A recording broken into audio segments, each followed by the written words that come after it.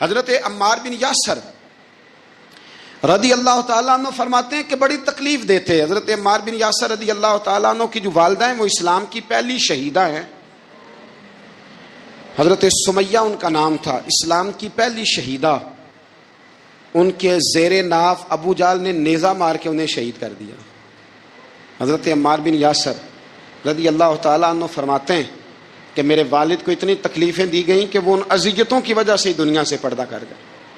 حضرت عمار بن یاسر کو خود کافر اتنا مارتے تھے کہ وہ اپنی حواس کھو بیٹھتے تھے اور ایسی باتیں کرتے تھے کہ سمجھ نہیں آتی تھی کہ یہ عمار بن یاسر بول رہے ہیں. اتنی سخت اذیت دیتے, اتنی سخت. دکھ قبول محمد بخشا, راضی رہن پیارے. دکھ قبول محمد بخشا, بس راضی رہن. اتنی تکلیف دیتے کہ حضرت عمار بن یاسر حواس کھو بیٹھتے, تکلیف میں آتے. بڑا سہا, بڑا برداشت کیا. ایک دن میرے رسول پاک تشریف لائے اور حضور نے کہا, او آل یاسر میں تمہیں مبارک دینے آیا ہوں. رب کریم نے تمہارے لیے جنت میں مکان بنا دیے ہیں. حضور نے تمہارے لیے, اللہ نے تمہارے لیے جنت میں مکانات, تمہیں مبارک ہو. تمہاری اذیتیں, تمہاری تکلیفیں, تمہارے درد, تمہاری راتیں کام آ گئیں. مالک نے تمہارے لیے مکانات بنا دیے ہیں, حالات ٹھیک کر دیے ہیں, طبیعتوں میں بہتری آ گئی ہے. میرے محبوب کریم رؤوف الرحیم سید عالم نور مجسم شفیع معظم آقا دو عالم صلی اللہ تعالی علیہ وسلم نے انہیں خوشخبری سنا دی. حضرت عمار کہتے ہیں پھر حالات بدلے.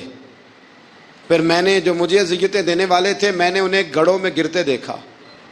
آپ فرماتے ہیں ابو جہل کی لاش اٹھانے والا بھی بدر میں کوئی موجود نہ تھا, اور ابو لہب جو مجھے تکلیفیں دیتا تھا وہ مکے کے چوک میں مرا ہوا پڑا تھا, اور کوئی اس کے قریب جانے والا بھی موجود نہ تھا, کوئی نہیں تھا. آپ فرماتے ہیں وہ حالات بھی. حضرت عمار کا اپنا کیا حال ہوا. حضرت خالد بن ولید رضی اللہ تعالیٰ عنہ بڑے بہادر ہیں. حضور نے فرمایا یہ اللہ کی تلوار ہے, یہ اللہ کی. بڑے بہادر تھے, بڑے شیر دل تھے. فرماتے ہیں کبھی معذرت نہیں کرنی پڑی, کبھی جھکنا نہیں پڑا, کبھی کسی کی منت نہیں کی. اللہ نے طاقت اتنی عطا فرمائی تھی, ہمت, حوصلہ, صبر, استقامت اتنا دیا, کبھی کسی جگہ پشت نہیں لگی. لیکن فرماتے ہیں کسی وجہ سے نا ایک دن میرا عمار بن یاسر کے ساتھ کسی بات پہ اختلاف رائے ہو گیا, جھگڑا ہو گیا. توجہ ہے میری بات پر. فرماتے ہیں جھگڑا ہو گیا. ہمارا ہوتا حضرت عمار بن یاسر کی بات کر رہا تھا. جناب عمار بن یاسر رضی اللہ تعالی عنہ, حضرت عمار بن یاسر کہتے ہیں کہ حضرت خالد بن ولید کے ساتھ, جناب خالد بن ولید کہتے ہیں میری ان کے ساتھ نا کسی بات میں اختلاف رائے ہو گیا. تو میں اب دلیر آدمی تھا, شیر آدمی تھا, کبھی جھکا نہیں تھا, کبھی کوئی معاملہ نہیں ہوا تھا, کبھی کوئی ایسی بات نہیں ہوئی تھی. آپ فرماتے ہیں جب رائے کا اختلاف ہو گیا نا, بات ذرا آگے بڑھ گئی تو نبی کریم صلی اللہ علیہ وسلم تک بات پہنچی. تو میرا یہ خیال تھا کہ حضور میری بھی سنیں گے, عمار بن یاسر کی بھی سنیں گے, پھر حضور کوئی فیصلہ کریں گے, پر قربان جاؤں وقت بدل گیا ہے نا. اب بہت بڑے چودھری ہیں, بڑے سردار ہیں, بڑے سپہ سالار ہیں حضرت خالد بن ولید, پر وقت بدل گیا. تو حضرت خالد بن ولید کہتے ہیں جب میں نے نبی کریم کی بارگاہ میں بات عرض کی, حضور تک بات پہنچی, تو میرے مصطفیٰ نے موٹی سی بات ارشاد فرمائی. رسول کریم فرمانے لگے بھئی بات مختصر سی ہے, جس نے عمار کو راضی کر لیا اس نے مجھے راضی کر لیا, اور جس نے اسے ناراض کیا اس نے مجھے ناراض کیا. فرماتے ہیں بس میری قیمت پڑ گئی, میرا قد اونچا ہو گیا. حضرت خالد بن ولید کہتے ہیں میں نے بھی کہا اب بات کیا کرنی ہے, اب تو گزارش ہی کرنی ہے, اب مدعا کیا سنانا ہے, اب تو بات کرنی ہے. فرماتے میں آگے بڑھا, اور جیسے بھی ہوا میں نے حضرت عمار بن یاسر کو راضی کیا. حضرت عمار کہتے ہیں ایک وقت وہ تھا اور ایک وقت یہ ہے, جب دونوں وقتوں کو دیکھتا ہوں تو کہتا ہوں الحمدللہ رب العالمین. یہ ساری تعریفیں اس رب کے لیے ہیں جو تمام جہانوں کو پالنے والا. میرے رسول کریم صلی اللہ تعالی علیہ وآلہ وسلم ہجرت سے چند دن پہلے نا خانہ کعبہ کو اندر سے دیکھنے کا دل کیا میرے نبی پاک کا.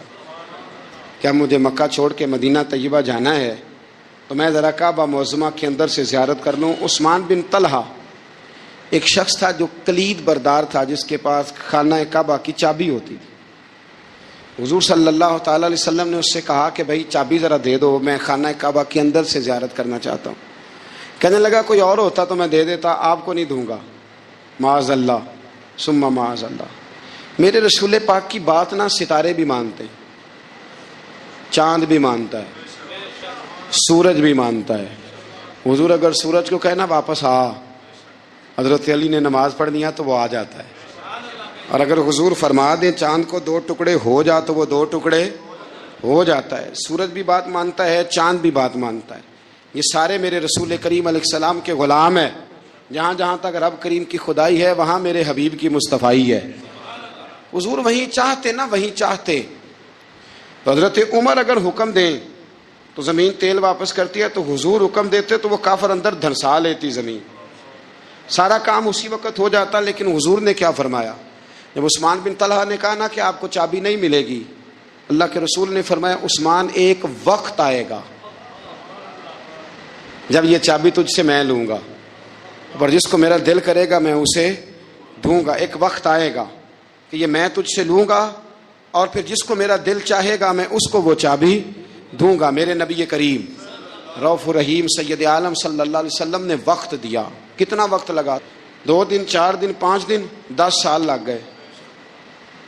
حضور نے مکہ کو فتح کیا، حضور تشریف لائے. وہی چابی عثمان بن طلحہ کے پاس تھی. محبوب کریم نے بت توڑنے تھے، کعبہ کو ان سے پاک کرنا تھا. فرمایا لاؤ نا چابی کدھر ہے؟ عثمان کہتے ہیں حضور نے تو بات نہیں جتلائی، پر مجھے وہ لفظ یاد تھے کہ عثمان ایک وقت آئے گا. ایک، سمجھیے گا بات کو، ایک وقت آئے گا جب چابی میں لوں گا، اور پھر جس کو میرا دل کرے گا میں اسے. پھر وقت آ گیا، پھر حضور نے چابی لے لی. پھر نبی پاک نے بت توڑے. پر قربان جاؤں مدینے والے محبوب کے طریقے پر، فدا ہو جائیں حضور علیہ الصلوۃ والسلام کے کمال درگزر پر. جب حضور فارغ ہوئے نا بیت اللہ کو صاف کر کے، تو فرمایا کدھر ابھی عثمان بن طلحہ؟ وہ آئے تو حضور فرمانے لگے یہ چابی پہلے تیری خاندانی وراثت تھی، پھر میں نے اپنے وعدے کے مطابق لے لی، اب میں تمہیں واپس کر رہا ہوں. اب یہ چابی میں تمہیں واپس کر رہا ہوں، میں یہ چابی میں تمہیں دے رہا ہوں. لہذا اب تیری نسل سے بھی قیامت تک کوئی نہیں لے گا، میں تمہیں یہ چابی دے رہا ہوں. تو بھائی وقت کا انتظار کریں. اور عثمان بن طلحہ کہتے ہیں میں نے حضور کا یہ کمال کرم دیکھا تو میں کلمہ ہی پڑھ گیا، میں مسلمان ہی ہو گیا. حضرت بلال حبشی رضی اللہ تعالی، بڑا مشکل نہیں، اکیلا آدمی، غریب آدمی، مکے کے سارے سرداروں کے قابو آ گیا ہے. حضرت حسان کہتے ہیں میں نے خود اپنی آنکھوں سے دیکھا حضرت بلال کے گلے میں رسی ڈال کے بچے کھینچا کرتے تھے. یار خاصا مشکل کام نہیں. امیہ بن خلف ڈنڈوں سے مارتا ہے، آپ کے ہاتھ اور پیر چارپائی کے نیچے رکھ کے تو اوپر بیٹھے رہتے بڑی بڑی دیر. بڑی تکلیف نہیں، بڑی اذیت نہیں. لیکن حضرت بلال حبشی فرماتے ہیں پھر میں نے وہ سارے دکھ مٹتے دیکھے. وقت بیت گیا. وہی امیہ بن خلف ایک دن گھوڑے پہ تھا، گھوڑے اپنے کو تیار کر رہا تھا، لگام ڈال رہا تھا. حضور علیہ السلام گزرے تو فرمایا کیا کر رہے ہو؟ کہنے لگے اس گھوڑے پر بیٹھ کے آپ کو شہید کروں گا. تو حضور فرمانے لگے تیاری کر لے، تجھے قتل میں نہیں کرنا ہے. پھر جنگ کے موقع پہ نا ہلکی سی خراش لگائی رسول پاک نے اسے یہاں گلے پہ. تڑپتا تھا، روتا تھا، سسکتا تھا. لوگ کہتے تھے امیہ کیا ہو گیا، اتنا سیانا بندہ یہ کیا کرتا ہے؟ تو کہنے لگا تمہیں پتہ نہیں مجھے تکلیف کتنی ہے. ضرب تو چھوٹی ہے پر تمہیں پتہ نہیں لگائی کس نے ہے تو چھوٹی پر تمہیں خبر نہیں کہ لگائی کس نے ہے، کس نے یہ ضرب لگا دی ہے. پھر تڑپ کر سسک کر مرا. حالات بدل جاتے ہیں، حالات میں تبدیلیاں آ جاتی. ہم وقت نہیں دینا چاہتے. ہمارے اندر جو حوصلے کی کمزوری ہوتی ہے، ہمارے اندر جو وہ ایک بہت بڑا معاملہ ہوتا ہے کہ کسی بھی طریقے سے یہ معاملہ ختم ہو، کسی بھی طریقے سے شفا ہو، جلد از جلد ہم اس بات سے نکلیں، تو یہ بات ہماری درست نہیں ہے. ہمیں وقت دینا چاہیے. حضرت سیدنا عاصم بن ثابت بن قیس، بخاری میں بھی موجود ہے اور بھی بہت ساری کتب میں یہ روایت موجود ہے. حضرت عاصم بن ثابت بن قیس رضی اللہ تعالیٰ عنہ، آپ نے نا جنگ احد میں بڑی دلیری کے ساتھ آپ لڑے تھے. 2 لوگوں کو آپ نے قتل کیا تھا، مصافے اور حارث کو. ان کی والدہ سلافہ بنت سعد، سلافہ بنت سعد بڑی مالدار عورت تھی، بڑی تیز تھی. اس نے قسم کھائی تھی کہ میرے 2 بیٹے چونکہ حضرت عاصم بن ثابت نے قتل کر دیے، اس نے قسم کھائی تھی کہ میں نا معاذ اللہ انہیں قتل کراؤں گی اور ان کی گردن اترواؤں گی اور ان کی کھوپڑی میں شراب بھر کے پیوں گی. جملے بولنے والے کئی دفعہ بڑا ہی بول جاتے ہیں. حضرت عاصم بن ثابت بن قیس رضی اللہ تعالیٰ، سلافہ بن سعد کہنے لگی کہ میرے بیٹے چونکہ انہوں نے قتل کیے تو 100 اونٹ دوں گی جو انہیں شہید کرے گا، اور پھر میں معاذ اللہ ان کی گردن اتروا کے کھوپڑی کے اندر شراب بھر کے پیوں گی۔ حضرت عاصم بن ثابت بڑے بہادر تھے، قابو نہ آ سکے۔ کافروں نے ایک چال چلی کہ مدینے سے کچھ مبلغ مانگے تبلیغ کرنے کے لیے، بطور مبلغ کو مانگا، لیکن رستے میں بددیانتی کی، جھوٹ بولا، ظلم کیا، انہیں گرفتار کیا، اور گرفتار کر کے معاذ اللہ تعالیٰ انہیں بیچنا چاہا۔ حضرت عاصم بن ثابت کہنے لگے میں میدان کا آدمی ہوں، میں قید ہونے سے لڑائی کرنے کو بہتر سمجھتا ہوں، میں کفار کا قیدی ہونے سے شہید ہونے کو فضیلت دوں گا۔ تلوار نکال لی، نیزے نکال لیے، لڑنے لگے۔ اب اکیلا آدمی اور سامنے درجنوں بیسیوں لڑنے والے، سب کا رخ جب انہی کی طرف ہوا، حضرت عاصم بن ثابت بن قیس رضی اللہ تعالیٰ عنہ سمجھنے لگے اب شہید ہو جاؤں گا، تو آپ نے ایک دعا مانگی، کہنے لگے اے اللہ میرے بدن کی حفاظت کرنا، اے اللہ میرے وجود کی حفاظت کرنا، گویا میری لاش کی یہ بے حرمتی نہ کریں، اللہ حفاظت کرنا۔ شہید کر دیے گئے۔ جیسے ہی آپ شہید ہوئے تو اب وہاں تو منت یہ تھی نا معاذ اللہ کے گلا کاٹیں گے اور معاذ اللہ کھوپڑی میں شراب پیئیں گے۔ انہوں نے دعا کر دی، یا اللہ حفاظت کرنا۔ آپ سب بھی دعا کریں، یا اللہ ہماری حفاظت فرما، اے اللہ دنیا میں بھی حفاظت فرما، قبر میں بھی حفاظت فرما، حاسدوں سے، شریروں سے، مفسدوں سے، اے اللہ حفاظت کرنا، یہ دعا فرمائی۔ جب آپ شہید کر دیے گئے نا، لاش مبارک قریب تھی، تو کافر گردن کاٹنے کے لیے آگے بڑھے تو سینکڑوں کی تعداد میں شہد کی مکھیاں آ گئیں، انہوں نے گھیرا ڈال لیا سارے وجود کو۔ اب کتنی کو مکھیاں اڑائیں؟ ایک کو اڑاتے ہیں 10 اور آ جاتی ہیں، 2 کو اڑاتے ہیں 10 اور ان کا خیال تھا شاید وجود کاٹنے آئی ہیں۔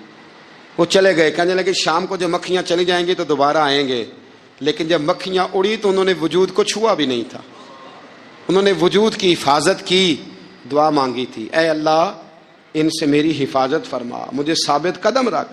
مکھیوں نے وجود کو چھوا بھی نہیں، اور جب رات ہوئی تو نہ بادل تھے، نہ پانی تھا، نہ ہوا تھی، لیکن اللہ نے پانی بھیجا، بارش آئی، اور حضرت عاصم بن ثابت کی لاش کو بہا کے لے گئی، وجود بہا کے لے گئی۔ سویرے ڈھونڈتے رہے پر ان کا وجود کسی کو ملا، بعد مرن دے مکھڑا میرا ہو جاوے جے تازہ، پھر سمجھ لینا محبوب میرے نے آن پڑے ہے جنازہ، پھر سمجھ لینا محبوب میرے نے آن پڑے ہے۔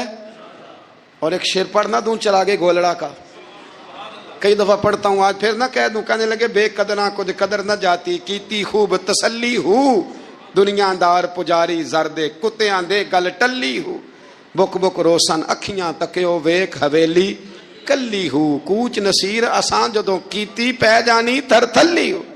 تو یاد رکھ میرے بھائی، جب آپ ثابت قدم، حضرت خباب رضی اللہ تعالی عنہ، بخاری میں ذکر ہے، کتب حدیث میں، کتب سیرت میں ذکر، حضرت خباب رضی اللہ تعالی عنہ نے اس وقت کلمہ پڑھا جب ابھی 5 لوگ کلمہ پڑھتے تھے، کل بندے السابقون الاولون۔ آپ فرماتے ہیں جس عورت کا میں غلام تھا نا، ام انمار اس کا نام تھا، وہ مجھے بڑی سخت سزائیں دیتی تھی۔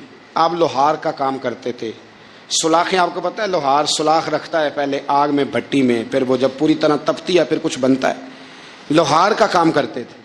آپ فرماتے ہیں ام انمار میرے ساتھ یہ کرتی کہ مجھے سخت اذیت دیتی، کلمہ چھوڑنے پر مجبور کرتی۔ ایک دفعہ تو ایسے ہوا کہ اس نے کافروں کی ڈیوٹی لگائی، میں گلی سے گزر رہا تھا، مجھے نہیں پتا تھا ان کی پہلے سے تیاری، انہوں نے کوئلے جلا کے رکھے ہوئے تھے، مجھے پکڑا، میرا کرتا زبردستی اتارا، کوئلوں پہ لٹا دیا، اور میرے وجود پر وزنی پتھر رکھ دیے۔ فرماتے ہیں میری چربی پگھلی تو کوئلے بجھے۔ یہ شہادت گاہ الفت میں قدم رکھنا۔ لوگ آسان سمجھتے ہیں مسلمان ہونا، زخم پہ زخم کھا کے جی، خون جگر کے گھونٹ پی، آہ نہ کر لبوں کو سی، یہ عشق ہے کوئی دل لگی نہیں، اس میں بڑی برداشت کرنی پڑتی ہے۔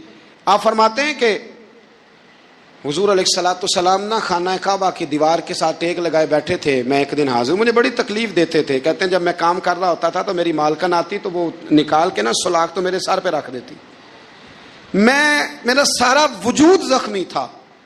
حضور خانہ کعبہ کی دیوار سے ٹیک لگائے بیٹھے تھے، میں حاضر ہوا تو محبوب کریم بھی اٹھے، تو حضور علیہ الصلوۃ والسلام سے میں نے عرض کی حضور دیکھیں مجھے کتنی تکلیف دی جاتی، تو ابھی فرمانے لگے بس اتنی، بس اتنی. فرمایا تم سے پہلے لوگوں کے سروں پر آرے رکھ کے 2 حصوں میں چیر دیا جاتا تھا, لوہے کی کنگھیوں سے ان کے وجود ادھیڑ دیے جاتے تھے, پر وہ سی نہیں کرتے تھے, اف نہیں کرتے تھے. میں خبردار بس اتنی. اور پھر میرے حضور نے ہاتھ اٹھائے, کہا اے اللہ خباب کی مدد فرما, اے اللہ خباب کی. اتنے لفظ ادا کی. حضرت خباب کہتے ہیں پھر میں نے وقت کو وقت دیا, پھر میں نے حالات کو وقت دیا, پھر میں نے اپنے محبوب کی دعا کو قبول ہوتے دیکھا. فرماتے ہیں وہ میری مالکن یہ مجھے تکلیف دیتی تھی, اذیت دیتی تھی, پر اس کا حال یہ تھا کہ اس کے سر میں درد اٹھا, اور جس طرح کتا چیختا ہے جب اسے مارا جاتا ہے تو وہ چلاتا ہے, اس طرح وہ آوازیں نکالتی. پھر وہ بہت بڑے طبیب کے پاس گئی تو اسے کسی نے کہا کہ لوہے کی سلاخوں سے اپنے سر کو دگوایا کر, داغ دیا کر, اسے جلایا کر جگہ جگہ سے, تاکہ تیرے اندر کا درد ختم ہو. تو آپ فرماتے ہیں پھر لوگوں میں نے صبر اور استقامت کا رزلٹ دیکھا کہ وہ جو مجھے بطور سزا میرے سر پہ سلاخیں رکھتی تھی, پھر وہ بطور دوائی منگانے لگی. میں سلاخ گرم کر کے لاتا, اس کے سر پہ رکھتا. فرماتے ہیں پھر اسے سکون ہوتا, پھر وہ تڑپتی. اور چونکہ مجھے تو وقت یاد تھا نا, کہتے ہیں لیکن میں مصطفیٰ کریم کا کلمہ پڑھتا تھا, میں نے کبھی دوبارہ پلٹ کر اسے یہ بات یاد نہ کرائی. آپ وقت دیں, ماحول کو ٹائم دیں, آپ دیکھیں. ہاں یہ ضرور دیکھ لیں کہ آپ کے ضمیر کے اندر کوئی ایسی بات تو نہیں, کوئی ایسا معاملہ تو نہیں کہ جہاں آپ غلط ہیں. اور اگر ایسا نہیں پھر آپ وقت دیں آنے والے اسباب کو. ہم نہ بڑی جلدی ہے, ہمیں دعا کرائی ہے تو آج شام تک مسئلہ ٹھیک ہونا چاہیے, دعائی کھائی ہے تو طبیعت شام تک ٹھیک ہونی چاہیے. اگر ہم راہ حق کے مسافر ہیں تو شام کو ہمیں قرب الہی مل چکا ہو, حضور کی بارگاہ کے ہم حضوری ہو چکے ہیں. ایسا نہیں ہے. آپ وقت دیں, سفر کو جاری رکھیں, تسلسل کے ساتھ سفر کریں. سفر کے لیے جتنے اسباب کی ضرورت ہے وہ سارے اکٹھے کریں, محنت پوری کریں, جد و جہد پوری کریں, ہمت پوری کریں, لیکن پھر نتیجہ اپنے رب کریم پہ چھوڑ دیں. پھر رزلٹ اپنے اللہ. کئی دفعہ ہماری چاہت اور ہوتی ہے اور اللہ کی حکمت اور ہو, تو اللہ کی حکمتوں پر بہت ساری چیزوں کو چھوڑیں. جس جگہ حضرت سیدنا ابراہیم کے قدم لگے وہاں اگر نماز پڑھنا اللہ کا حکم ہو سکتا ہے تو جن دیواروں پہ میرے نبی کا پسینہ لگے, مسجد نبی کی جن دیواروں پہ حضور کے دست مبارک لگے, اس جگہ اب کوئی برکت ہی کوئی نہیں, اس میں تبرک ہی کوئی نہیں. اتنا خشک دین. اللہ جانتا ہے مسجد میں بیٹھا ہوں, پاکیزہ سا ماحول ہے, ہم تو نرم بات کے قائل ہیں, لیکن یہاں تو ہمیں کوئی سمجھا دے, یہاں کوئی ہمیں سمجھا دے, یا پھر ہم سے سمجھ لے.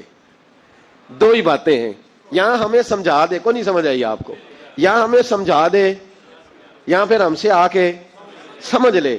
بھائی کچھ تو کرو نا بھائی, یہ کیا بات ہے, کیا جھگڑا ہے کہ کسی شخص کا باتھ روم کی طرف منہ ہے تو اسے منع نہیں کرتا, اور اگر اس کا منہ گنبد خضرا کی طرف ہے تو بتا نا بات کیا ہے, ہمیں سمجھا, یا ہمیں سمجھا دے یا پھر ہم سے سمجھ لے. کہتے کوئی تبرک نہیں, کوئی برکت نہیں.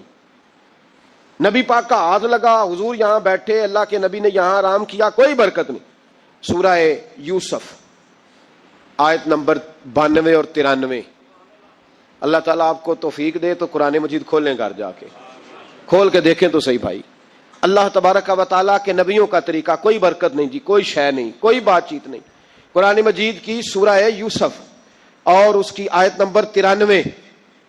حضرت یوسف علیہ السلام کے بھائیوں نے کہا کہ سمجھ تو آ گئی ہے ہمیں کہ ہم نے زیادتی کی, ظلم کیا, اب کرنا کیا ہے. تو جناب یوسف کہنے لگے کچھ بھی نہیں کرنا, جاؤ تمہیں معاف کیا, معافی مل گئی. انہوں نے کہا کہ ہمیں تو معافی مل گئی, تو ابا جی تو رو رو کے ان کی بصارت کم ہو گئی آنکھوں کی. ماں بڑا پیار کرتی ہے, پر بیٹے سے جو باپ پیار کرتا ہے اس کا بھی اندازہ کوئی نہیں کر سکتا, کوئی نہیں کر سکتا. دیکھیں نا, اللہ کے نبی حوصلے والے, صبر والے ہوتے ہیں, پر بیٹے کی جدائی بین اللہ کے نبی نے بھی اتنے آنسو بہائے, اتنے آنسو بہائے بیٹے کی جدائی میں کہ نظر آنا کم ہو گیا بصارت. بیٹے کو ابا جب بھی فون کرتا ہے پردیس میں کہ تو آ جا چند گھڑیوں کے لیے, میرا پتہ کوئی نہیں. کہتا ابا جی بس ایک کاغذ رہ گیا, میں آیا. جب ابا جی پردہ کر لیتے ہیں تو کہتے ہیں اس کو برف میں لگا دو, میں 3 دنوں کے بعد آ جاؤں گا. اب کیا فائدہ, اب تو رہ ادھر ہی, اب کوئی پڑھ دے گا جنازہ بھی, اب تو آ کے میں نے منہ دیکھنا ہے تو کیا ہوگا اس سے. اب تو نبی پاک کا حکم ہے جب کوئی انتقال کر جائے تو جلدی دفن کرو. اب تیری ماں نے ساری زندگی آنکھیں دروازے پہ لگی رہیں کہ اللہ کرے وہ آ جائے. اس وقت تو تجھے خیال نہیں آیا, پھر تو تجھے کاغذوں سے پیار رہا, تو اب کس بات کا انتظار. حضرت یوسف علیہ السلام سے بھائی کہنے لگے کہ جناب یعقوب کو نظر آنا کم ہو گیا ہے, ان کا کیا کرے. تو قرآن ہے بھائی, قرآن. میں نے کہا یا ہمیں سمجھا دو یا ہم سے سمجھ لو نا بھائی, ہم سے ہی سمجھ لو. یہ اس آیت کا بتاؤ کیا ترجمہ کریں, بتاؤ. اور تم بلڈوزر چلاؤ حضرت علیمہ کے گھر پہ تو ہم چپ رہیں. یہ بھی کس طرح ہو سکتا ہے. حضرت یوسف کے بھائیوں نے کہا کہ ابا جی کی آنکھوں کی بینائی کم ہو گئی ہے, اب کیا کریں, قرآن ہے. کہنے لگے اذهبوا بقمیصی, یہ میری قمیض لے جاؤ. حضرت یوسف کہتے ہیں یہ میرا کرتا لے جاؤ, میری قمیض لے جاؤ. ھذا فالقوہ علی وجہ ابی یاتی بصیرا, میرا کرتا لے جاؤ, میرے ابا کے چہرے پہ ڈال دینا, ان کی آنکھوں کو اللہ روشن فرما دے گا. اگر حضرت یوسف علیہ السلام کے وجود سے کرتا لگے تو آنکھیں روشن ہو جائیں, تھوڑی دیر کرتا ان کے وجود سے لگے تو آنکھیں روشن ہو جائیں. اور جناب حلیمہ کے کمرے میں, حجرے میں, گھر میں تو 4 سال میرے نبی گھومتے رہے, وہاں آرام کرتے رہے, وہاں تو حضرت جبریل ان کا دیدار کرنے آتے رہے, وہاں تو فرشتے اس گھر کو جھک جھک کر دیکھتے رہے. وہ مکان جنت نظیر جہاں اللہ کی ساری رحمتیں برستی رہیں, اس میں تبرک ہی کوئی نہیں, اس میں برکت ہی کوئی نہیں. آؤ, یہ تو بات ہے نا حضرت یوسف علیہ السلام کی, بخاری مسلم. میں نے کہا کہ یار یہاں تو یہ حدیث علیحدہ کر, یا پھر ہمیں اس حدیث کا ترجمہ بتا. بات بھی کسی معمولی ہستی کی نہیں, جناب سیدہ عائشہ صدیقہ کی بڑی بہن, حضرت ابو بکر صدیق کی بڑی صاحبزادی, اور وہ والی بی بی جسے میرے نبی نے پیار ہی بڑا کیا ہے. حضور کے لیے غار ثور میں کھانا لے کے جانے والی حضرت اسماء بنت ابی بکر صدیق, وہ کہتی ہیں میرے پاس مصطفیٰ کا ایک جبہ تھا, حضور کا ایک جبہ. کون سا؟ جسے میرے نبی نے کچھ دفعہ یا ایک دفعہ پہنا تھا. تو کہا اماں جی پھر آپ نے کیا کیا؟ تو حضرت جناب سیدہ اسماء بنت ابی بکر صدیق کہنے لگی وہ تھا حضرت عائشہ کے پاس. جب وہ بیمار رہنے لگی تو میں نے کہا عائشہ یہ خزانہ بڑا قیمتی ہے, مجھے نہیں دے دیتی؟ وہ جبہ میں نے لے لیا. بخاری مسلم ہے, بخاری مسلم. تو حضرت جناب سیدہ اسماء بنت ابی بکر صدیق سے لوگوں نے پوچھا اماں جی آپ کیا کرتی ہیں؟ فرماتی ہیں جس بیمار کو کہیں سے شفا نہیں ملتی لوگ اسے میرے پاس لاتے, میں اس جبے کا ایک کونا پکڑ کے پانی کے پیالے میں ڈبوتی, پھر وہ پانی بیمار کو پلاتی تو اللہ اسے ہر بیماری سے شفا عطا فرما دیتا. اللہ اسے ہر بیماری سے. میرے اعلیٰ حضرت فرمانے لگے لا ورب العرش, جس کو جو ملا ان سے ملا. قسم اٹھا کے کہتے ہیں لا ورب العرش, جس کو جو ملا ان سے ملا. بٹتی ہے کونین میں نعمت رسول اللہ کی, بٹتی ہے کونین میں نعمت رسول اللہ کی. اور سورج الٹے پاؤں پلٹے, چاند اشارے سے ہو چاک, اندھے نجدی دیکھ لے قدرت رسول اللہ کی, اندھے نجدی دیکھ لے قدرت رسول اللہ کی صلی اللہ ہو. یار ہم کیا کریں, ہم کدھر جائیں؟ تو خطبہ پڑھتا ہے وہاں بیٹھ کر کے, یہ ادھر نہ جاؤ کوئی برکت نہیں, معافی برکت, ادھر ہم کیا کریں؟ اچھا یہ تو بات تھی نا شفا کی. حضرت سہل بن سعد رضی اللہ تعالیٰ, یہ بھی بخاری ہے, یہ بھی بخاری ہے. حضرت سہل بن سعد کہتے ہیں ایک بی بی حضور کی بارگاہ میں آئی, اس نے آ کے حضور کی خدمت عالی مرتبت میں عرض کی حضور میں جب بھی آتی ہوں کرتا یہی پہنا ہوتا ہے آپ نے. یا رسول اللہ صلی اللہ علیہ وسلم, اور اس کو تو اتنے پیوند لگے ہیں کہ گنے نہیں جاتے. تو حضور اگر اجازت دیں تو ایک کرتا نہ بنوا لوں آپ کے لیے؟ تو حضور نے فرمایا بنوا لے. وہ بی بی کرتا بنوا کے لائی, اس نے بڑی محبت سے بنایا. اس زمانے میں جو کوئی نقش و نگار ہوتے تھے اس نے سجائے اپنے انداز میں. اب اس نے پیار سے بنایا, محبت سے بنایا, یہ بھی باتیں صحیح ہیں, پر اصل جملہ جس سے مزہ آئے گا وہ یہ ہے, وہ آندھی ہے میں بڑی ریج نہ بنایا, میں بڑی. اب اس میں جو درد ہے وہ میں اردو کا جملہ ڈھونڈ کے لاؤں تو ملتا نہیں مجھے. کہتی ہے میں ریج نہ بنایا. تو محبوب پاک کی بارگاہ میں لا کے تھال میں پیش کیا. حضور کی بارگاہ میں تھال میں. کچھ بندے زیادہ نیک ہو جاتے ہیں, سامنے والے کو پرہیزگاری کا مشورہ دیتے, کہتے کسی کو کوئی شے نہ لیا کرو. تو میں نے کہا اگر حضور لے لیں تو طلب کرنا منع ہے, لیکن قبول کرنا تو میرے مصطفیٰ کا طریقہ ہے. تو بھائی یہ ہمیں نہ اتنا ہی نیک بناؤ جتنا میرے رسول نے ہمیں بنایا ہے. 2 قدم آگے بڑھ کے کچھ لوگ مشورے دیتے ہیں, یہ مشورہ درست नहीं, नबी पाक ने फरमाया तू किसी से तलब न कर, लेकिन अगर कोई तेरी तरफ तोहफा बढ़ाए तो उसे कबूल कर, मोहब्बत में इजाफा होगा। जब हुजूर कबूल करते हैं जो कायनात को बांटते हैं, तो फिर तो दूसरे पे कैसे पाबंदी लगा सकता है? मेरे रसूल करीम अलैहिस्सलाम को उसने पेश किया, कहा हुजूर कबूल कर लें, हुजूर ने कबूल किया। अब हुजूर उसका चेहरा देखने लगे, मुस्कुरा के फरमाया तेरा दिल करता होगा मैं पहन के भी दिखाऊं? बेखबर हो जो गुलामों से वो आका क्या है, तेरा दिल कर रहा होगा पहन के दिखाऊं? तो कहा हुजूर दिल यही करता है, मैं ठहर मैं पहन के आया। कुर्बान जाए, क्या अंदाजे। अच्छा ये सबका नसीब भी नहीं, ये तबरक लेना, बरकत लेना, लेके आना, ये सबका नसीब। आदम चिश्ती कई दफा बड़ी बड़ी बात कर जाया करते थे, कहने लगे ऐसा कोई महबूब कहीं होगा न कहीं है, बैठा है चटाई पे मगर अर्श नशी है। और कहने लगे ऐसे ही लोग कहते हैं मैं मदीने नहीं गया, मैं हाजिरी नहीं देता, मैं दरूद नहीं पढ़ता। कहने लगे हर एक को मुयस्सर कहां इस दर की गुलामी, हर एक को मुयस्सर कहां इस दर की गुलामी। इस दर का तो दरबार भी जिबरील अमी है। हर एक को मुयस्सर कहां, भाई तू ऐसे ही कह रहा है मैं गया नहीं, हर एक को मुयस्सर कहां इस दर की गुलामी। इस दर का तो दरबान भी। एक जगह कहने लगे तुम्हारे रुखसार की तजल्ली तजल्ली नूर सरमदी है, ये महरो माँ की ज़िया नहीं है, तुम्हारे चेहरे की रोशनी है। वो जलवाए जात जाते हक से जो सबसे पहले जुदा हुआ था, वही बना किश्वरे रिसालत। ये चार सू जिसकी रोशनी है, जो हम बशर हैं तो वो बशर क्यों, जो वो बशर हैं तो हम बशर क्यों, ये राज है एक। इसे वो समझे जिसे हकीकत से आशनी, जिसे हकीकत से आ गई है। और फिर आदम चिश्ती कहने लगे जमाना हैरान कि एक बशर ला मकाम पे पहुंचा तो कैसे पहुंचा। जमाना हैरान, एक बशर ला मकाम पे पहुंचा तो कैसे पहुंचा। मैं महवे हैरत हूं कि अर्श की जहां जमीन पे किस तरह रह रही है। मैं महवे हैरत हूं कि अर्श की जहां जमीन पे कैसे रह रही है। तो भाई नबी करीम अलैहिस्सलाम ने कहा तू ठहर मैं पहन के आया। हुजूर अंदर तशरीफ ले गए, थोड़ी देर के बाद पहन के आए।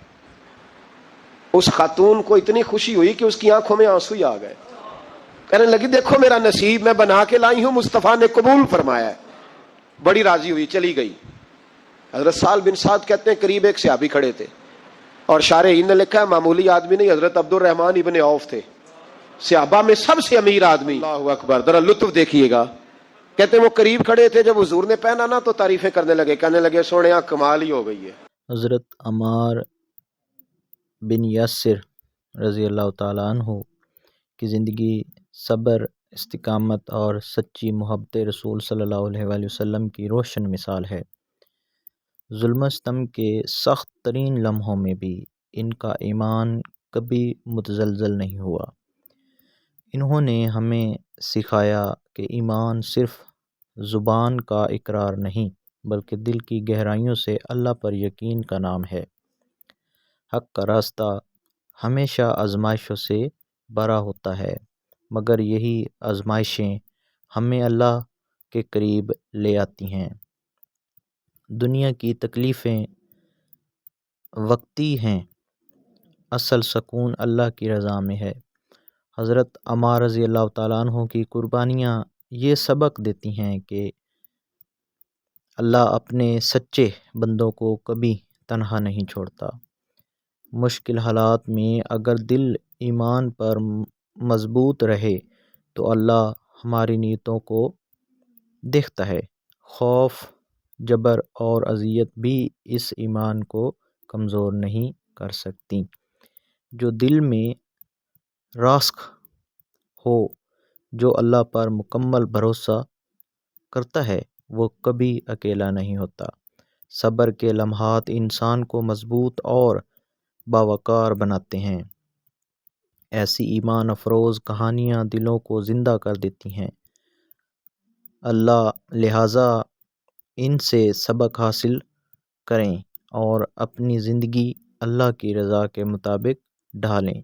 मज़ीद ईमान अफरोज़ कहानियों के लिए चैनल को सब्सक्राइब करना ना भूलें। शुक्रिया।